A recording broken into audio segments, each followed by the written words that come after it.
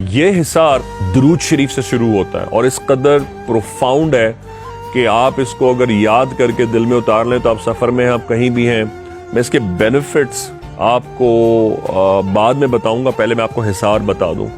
اور اس کا ایک ریئل بینیفٹ جو واقعہ میرے ساتھ ہوا اور مجھے ایک جن نے خود بتایا وہ بھی بتاؤں گا اس پرٹیکولر حصار کا کہ یہ کتنا سٹرونگ ہے. 3 دفعہ درود شریف، 3 دفعہ ہی سورہ الفاتحہ، 3 دفعہ آیت الکرسی، اور جب آپ ولا یعودہ پر آئیں یعنی ولا یعودہ حفظہما وہو العلی العظیم تو اس کو 3 بار پڑھیں.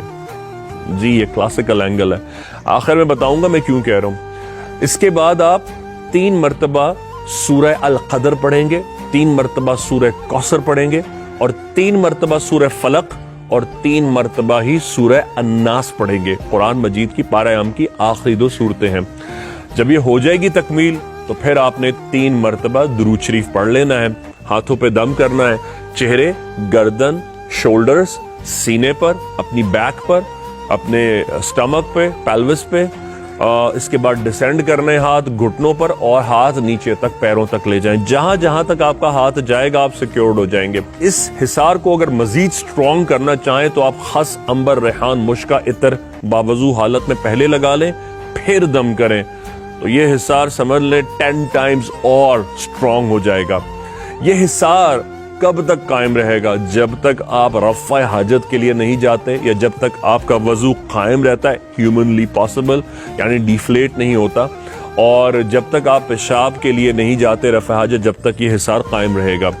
ونس آپ وضو لوز کر دیتے ہیں تو آپ اس حصار کو دوبارہ پاک کپڑوں کے ساتھ دوبارہ قائم کر سکتے ہیں. ایک دفعہ میں کسی لڑکے یا لڑکی کا دربار پر جن اتار رہا تھا، یہ دیوار نہیں ہوا کرتی تھی اس پر، تو ایک جن حاضر ہوا تھا اور اس نے کہا تھا کہ جب میں نے اس کو معاف کر دیا اور میں نے کہا کہ ٹھیک ہے میں تمہیں جانے دوں گا، تم اس لڑکے یا لڑکی کو چھوڑ دو، تو اس نے جاتے وقت مجھ سے کہا تھا میں بہت کوشش کرتا تھا اس پر حاوی ہونے کی، لیکن ایک دن میں اس دن کامیاب ہو گیا کہ جس دن یہ آیت الکرسی اس نے پڑھنا چھوڑ دی.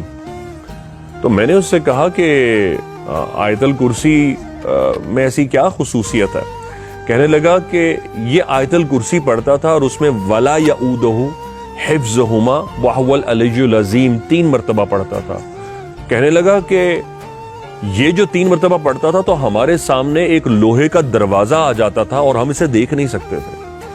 اللہ نے یہ کیفیت آیت الکرسی میں لکھی ہے، میں رکھی ہے، اور یہ آج ام ابیہا کے ویورز کو دربار امام زادہ سے آج ایکسپوز ہو گئی ہے. اللہ کرے لوگ اس کی قدر کریں اور قدر گزاروں میں شمار ہو سکیں. زندگی کا کوئی بھروسہ نہیں ہے، خاص طور سے میری کسی کا بھی بھروسہ نہیں ہے، لیکن میں چاہتا ہوں کہ میرے بعد میری وائف، میرے بچے اس چینل کو دربار پر غازی بابا کی خدمت کے ساتھ غلامان غازی بھائی بہنوں کے ساتھ دیکھیں گے.